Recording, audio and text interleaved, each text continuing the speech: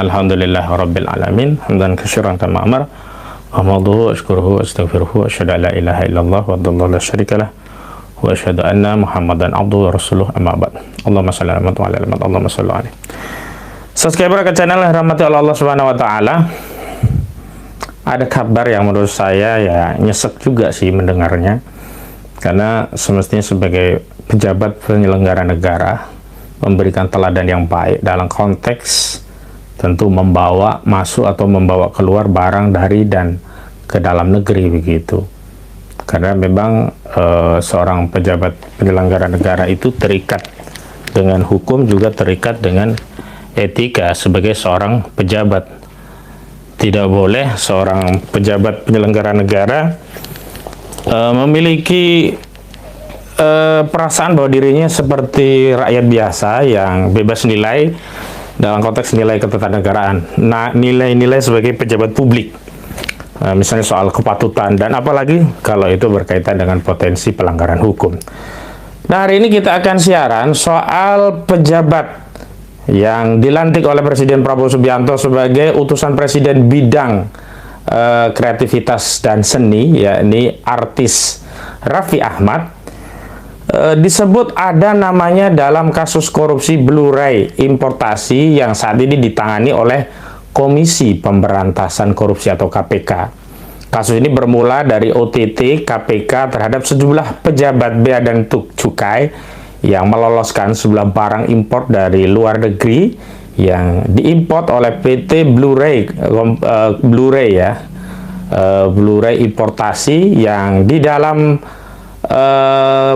surat-suratnya itu tidak terdapat istilahnya barang-barang itu ada yang ilegal, ada yang KW, ada yang palsu, dimasukkan ke dalam negeri tanpa membayar cukai, tanpa membayar kepada negara, dan mereka kemudian menyuap pejabat ini kira-kira 7 miliaran ya per bulan, dan itu berlangsung sejak Desember 2025 hingga Februari 2026. Sejumlah barang sudah disita, termasuk barang yang diimport, yang dimasukkan tadi. Ada juga uang tunai, kemudian logam mulia, juga berbagai berkas-berkas dari proses impor tadi begitu. Dan dalam kasus ini memang sudah diproses antara pihak penerima atau penerima suap dari pihak bea dan cukai dan juga pemberi suap. Nah, yang menarik adalah dalam satu wawancara media ternyata ada sosok nama Raffi Ahmad yang dalam kasus ini ternyata dia menitip ya 2 barang saat dia di Amerika melalui jasa kargo yang kemudian sampai ke Indonesia, dan itu ada di dalam kontainer yang dipersoalkan, yang disita miliknya dari PT Blu-ray importasi begitu. Barangnya ada iPhone Pro Max dan 1 laptop, tapi laptopnya tidak diketahui ya. Import dari Blu-ray importasi ini juga belum diketahui secara pasti. Yang jelas barang-barang itu terdiri dari barang-barang KW, kedua barang-barang palsu, yang ketiga barang-barang ilegal. Jadi ada 3 jenis itu. Kalau bentuknya tidak dijelaskan, tapi sempat disebut salah satunya adalah sepatu. Nah, tentu dalam hal ini yang dirugikan bukan hanya negara, yang dirugikan juga masyarakat atau customer ya, yang mendapatkan barang tadi. Bisa jadi barang itu lebih mahal padahal KW atau palsu karena tidak lolos dari bea cukai, karena dianggap bagi pelanggan itu barang asli tapi ternyata barang palsu. Dan negara dirugikan dari sisi apa? Penerimaan negara dari sektor bea cukai yang harusnya yang menerima adalah negara melalui kantong APBN, tapi ini diloloskan oleh petugas bea cukai dengan modus menyuap bea cukai pejabat-pejabatnya ya. Oke, sebelum mengulas lebih lanjut, kita akan cek ke bagaimana kronologis munculnya nama Raffi Ahmad ini, yang bermula dari pertanyaan wartawan dalam konferensi pers yang dilaksanakan oleh Komisi Pemberantasan Korupsi. Mari kita simak bareng-bareng. Raffi Ahmad ini sebagai saksi, Pak. Lalu apakah bisa disebut Raffi Ahmad ini menyelundupkan barang iPhone dan laptop itu dari luar negeri ke Indonesia itu, Pak? Itu aja, terima kasih. Terima kasih Mas Jamal terkait dengan perkara bea cukai. Pak dulu berarti ada lagi? Pak Dir, ya, di sana sudah kode-kode. Pak Dir, silakan Pak Taufik. Baik, terima kasih. Ini kalau dibuka sampai malam nih. Yang pertama dari Mas Jamal ya. Baik, untuk fakta persidangan yang Blu-ray, yang untuk pemberi ya, ini memang karena sudah ada di persidangan, jadi fakta persidangan. Tadi terkait fakta ada di persidangan terungkap, di pemeriksaan juga, karena itu dari pemeriksaan saksi ada saudara RA ya. Ini seperti apa? Ya betul, karena memang itu sudah fakta persidangan, artinya itu juga dari hasil pemeriksaan saksi-saksi ketika di proses penyidikan. Tapi kami memang masih ada perkara untuk si penerima. Penerima itu ada 4 tersangka, dan ini perlu saya update juga untuk yang 3 tersangka, saudara R dan kawan-kawan, ada yang 3 itu minggu kemarin mungkin sudah update oleh jubir ya, sudah dilakukan tahap 2 tuntutan, jadi akan masuk ke persidangan juga. Tapi kami masih punya ada penyidikan untuk tersangka lagi, saudara B. Nah itu juga dimungkinkan ketika ada fakta-fakta persidangan yang tadi muncul, itu juga akan diklarifikasi atau akan didalami lagi oleh tim penyidik. Tapi tadi dipertanyakan sejauh mana apakah itu dianggap penyelundupan gitu ya. Nah itu juga kita tidak bisa sampaikan secara detail, tetapi begini, bahwa yang dianggap penyelundupan itu kan ada dalam fakta yang besar gitu ya. Sudah nyampe persidangan juga ya, bahwa betul itu ada fakta saudara RA itu menitip, tapi kita waktu itu belum sampai kepada mengarah bahwa itu penyelundupan, karena ini hanya fakta-fakta yang menguatkan bahwa itu jadi bagian dari peristiwa Blu-ray mengurus keimigrasian di Dirjen Bea Cukai, sehingga kemudian itu tidak kita lakukan pemanggilan. Nah, apakah nanti fakta-fakta persidangan itu akan menjadi fakta baru yang kemudian perlu didalami, ya kita akan lakukan pemeriksaan tentunya. Apakah tadi?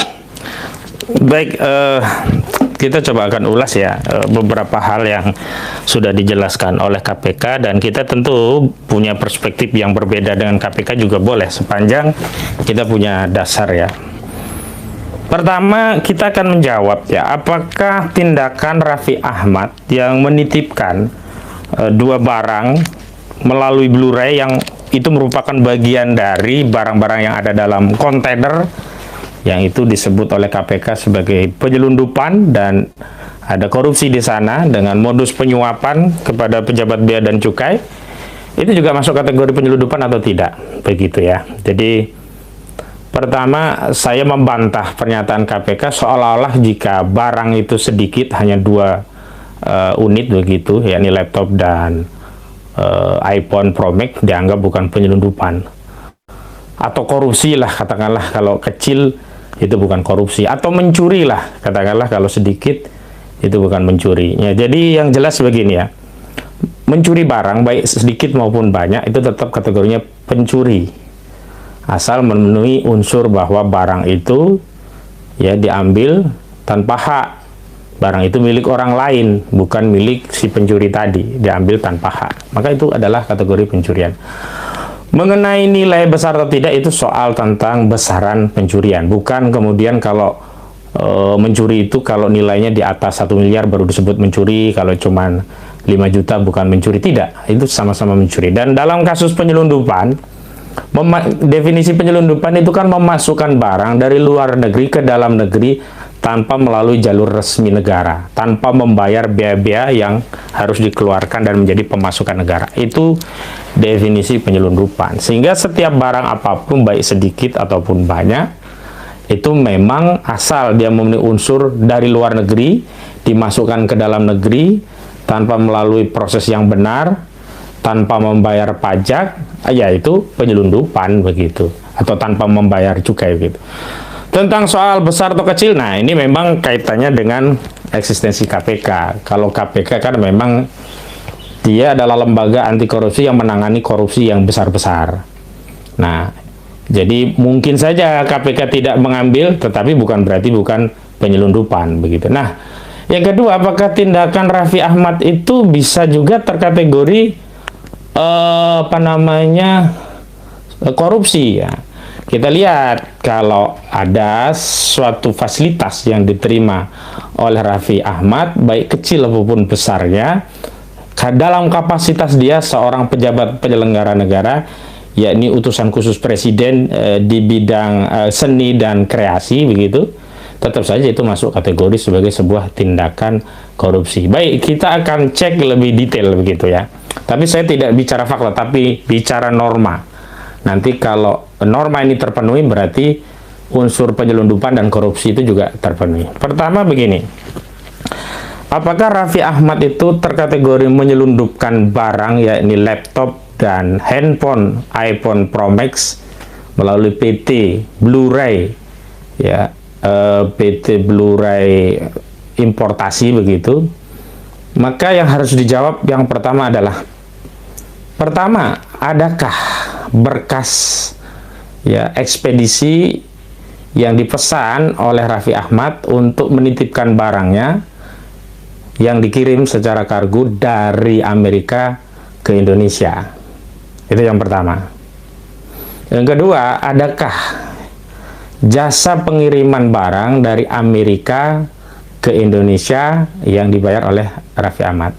Yang ketiga, adakah ya kelengkapan administrasi dari barang yang dibawa Raffi Ahmad itu untuk masuk ke Indonesia secara lengkap? Yang keempat, apakah ada bea cukai yang dibayar oleh Raffi Ahmad itu yang memasukkan barang dari Amerika, dari luar negeri itu ke Indonesia? Nah, kita teliti satu persatu.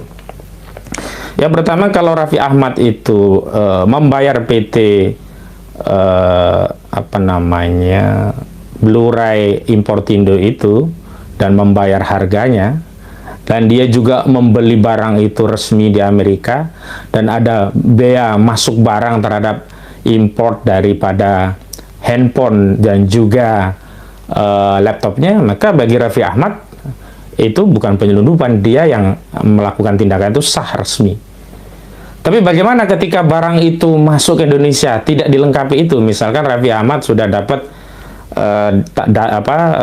bukti-bukti pengiriman, pembayaran, seluruh pajak sudah include dalam pengiriman itu, dia belinya juga resmi di gerai yang resmi di Amerika, bukan dari pasar gelap.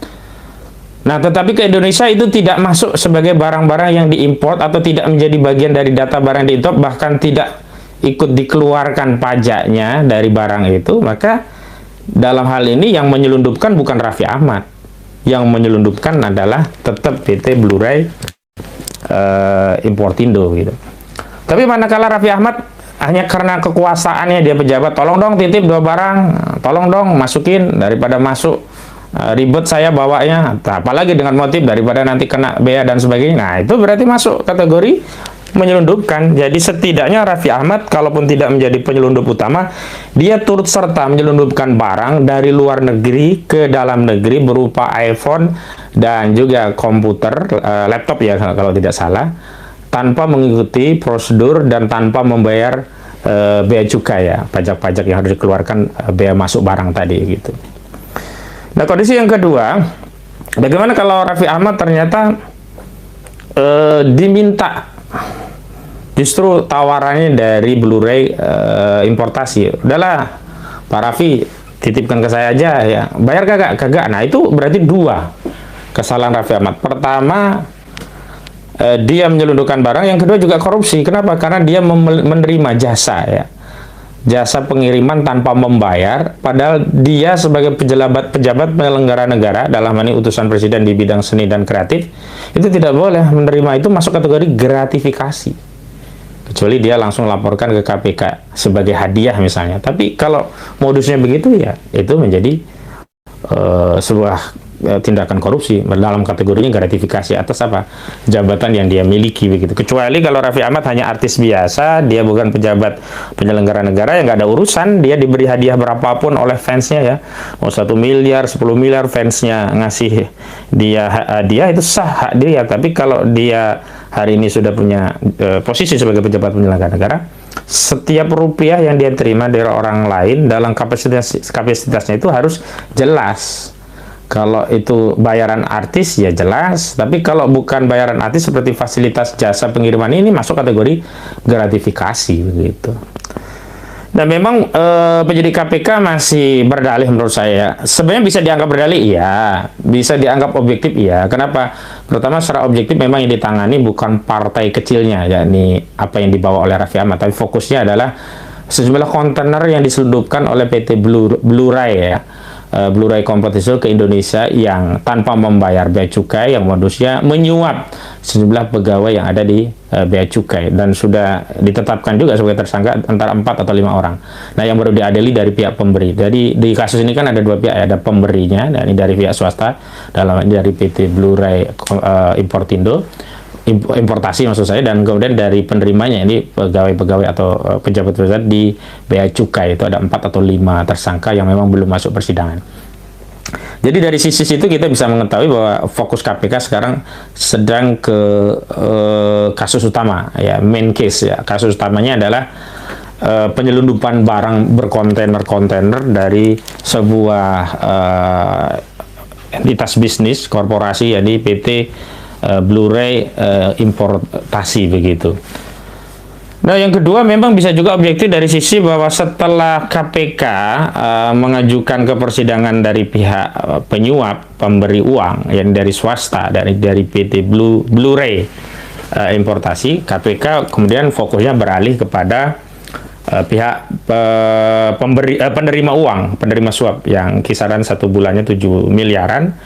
Barang bukti juga ada uang tunai, ada logam mulia, emas ya, ada juga sejumlah dokumen-dokumen yang berkaitan dengan impor ini begitu. Juga barang-barang yang disita, yakni barang jenis KW, palsu dan ilegal. Kalau KW berarti tiruan, kalau palsu benar-benar beda. Kalau ilegal berarti barang itu bisa jadi asli tetapi tanpa surat-surat. Jadi dari asalnya itu adalah barang-barang black market begitu. Nah, cuman yang saya memang tidak sependapat adalah ketika KPK menyatakan bahwa kalau yaitu barangnya kecil dan beda dari yang utama, kemudian dianggap bukan penyelundupan. Tidak. Jadi penyelundupan itu bukan dari sisi jumlah, tapi dari sisi sah atau tidaknya barang itu masuk dari luar negeri ke dalam negeri. Juga yang kedua, korupsi juga bukan dari sisi banyak atau tidaknya, tetapi terpenuhi tidaknya unsur menyalahgunaan wewenang atau ada tidaknya gratifikasi. Nah, sepanjang ada unsur gratifikasi, apalagi ada penyalahgunaan wewenang dari seorang pejabat penyelenggara negara, dalam hal ini pejabat utusan presiden bidang bidang seni dan kreatif, ya terpenuhi. Termasuk juga sepanjang barang itu yang dimiliki Raffi Ahmad dititipkan itu masuk secara ilegal, baik dari sisi satuan maupun dari sisi keseluruhan, ya sama saja itu namanya adalah tindakan penyelundupan. Hanya memang tentu penyelundupan yang kecil, nilai kerugian bagi negaranya tentu berbeda dengan penyelundupan dengan partai yang besar. Dan sebenarnya tadi saya sudah jelaskan, penyelundupan barang dari luar negeri itu sebenarnya yang dirugikan bukan hanya negara ya, termasuk customer juga. Kalau dia tertipu dapat barang murah tapi dikira asli padahal palsu. Walaupun kadang-kadang customer kita itu aneh juga ya, kadang-kadang nggak peduli barang itu asli atau palsu, yang penting murah gitu, yang penting dapat gayanya. Nah, ini yang agak susah juga kita. Tetapi yang lebih fokus bahwa kerugian keuangan negara jelas ada ya. Ini dari apa? Dari tidak diperolehnya bea masuk barang itu yang itu menjadi sumber penerimaan negara. Nah, itu yang kemudian kerugian keuangan negara. Nah, memang pebisnis itu suka begitu ya, dia main dagang dengan kekuasaan. Ya, daripada saya bayar cukai, bea masuk barang itu, misalkan bea masuk barangnya 10 miliar ya kan, kita cukup kasih 3 miliar ke petugasnya oke, barang bisa masuk kan, masih untung ya 7 miliar ya. Nah, itu yang sering terjadi kan dalam korupsi pajak kan, rata-rata begitu. Biasanya nilai wajib pajak yang harusnya besar itu dikempiskan Tapi dari selisih yang dikempiskan itu ada bagian yang diberikan kepada oknum-oknum pegawai pajak. Nah, di kasus petugas bea cukai ini juga sama. Jadi kenapa sih PT Blu-ray importasi itu mau bayar? Ya karena lebih untung daripada membayar bea cukai yang resmi, lebih mahal. Lebih baik suap pejabat, yang penting barang bisa masuk. Toh kalau sudah di pasaran juga pelanggan tidak peduli ada bea cukainya masuk atau tidak. Kadang-kadang pelanggan lebih berburu barang yang lebih penting murah begitu. Nah, ini ya problemnya ya, problem di negara kita itu karena apa? Karena petugas-petugasnya ini, dan juga ya kompleksitas ya, selain petugasnya juga gampang disuap, pengusahanya juga mencari jalan pintas. Ya begitulah Republik kita.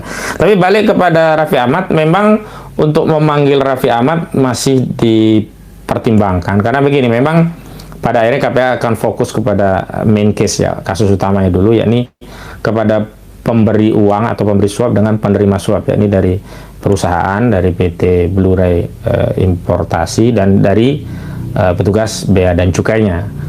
Tapi terus terang disebutnya nama Raffi Ahmad di kasus ini kan sebenarnya mencoreng ya, mencoreng kinerja pemerintahan ya. Kita yang ingin pemerintahan kita itu bekerja secara benar, secara baik, kita berharap ada perbaikan ya di era Prabowo Subianto dan Gibran Rakabuming Raka ini. Ternyata dengan kasus Raffi Ahmad ini justru pejabat publik, dalam hal ini pejabat penyelenggara negara yang dilantik langsung oleh Presiden, juga tidak memberikan contoh yang baik. Tidak memberikan contoh yang baik apa? Ya tadi barang-barangnya dititipin ya. Karena dari keterangan fakta persidangan, barang itu dititipkan ya. Bukan kemudian dibayar oleh Raffi Ahmad, ada biaya, istilahnya bayar biaya ekspedisi, itu enggak, dititipkan. Karena ada hubungan kedekatan. Informasi di persidangan begitu tadi yang dikutip oleh KPK begitu. Sesuai kejadian rahmatullah Allah Subhanahu wa taala, memang kalau kita kaitkan dengan Raffi Ahmad itu kan sempat beberapa kali ya nama artis ini meledak ya, sehubungan sejumlah kasus dugaan-dugaan namanya dipakai nominal oleh sejumlah pejabat terkait harta-harta tertentu. Nah, yang paling ramai kan dulu dugaan kasus money laundry ya, pencucian uang gitu. Tapi dalam kasus ini kita lihat saja nanti perkembangan selanjutnya seperti apa. Tapi yang jelas bahwa penyelundupan dan korupsi itu tidak bisa dibatasi dengan kecilnya nilai barang. Mau kecil mau banyak ya nyelundupkan ya nyelundupin. Sepanjang masuknya barang ke dalam negeri itu tidak memenuhi ketentuan peraturan dan tidak membayar bea dan cukainya, ya itu namanya diselundupkan. Yang kedua, sepanjang seorang pejabat penyelenggara negara itu mendapatkan gratifikasi ya, baik dalam bentuk natural uang atau jasa tertentu seperti mengirim barang tanpa perlu membayar, ya itu juga terpenuhi gratifikasi. Hanya memang korupsi dalam bentuk gratifikasi yang kecil, juga penyelundupan dalam bentuk barang yang kecil, tentu berbeda konsekuensi hukumnya dengan penyelundupan barang yang bersifat massal. Demikian saja yang bisa saya jelaskan, kurang lebihnya mohon maaf. Billahi taufiq wal hidayah wal afu minkum. Wassalamualaikum warahmatullahi wabarakatuh.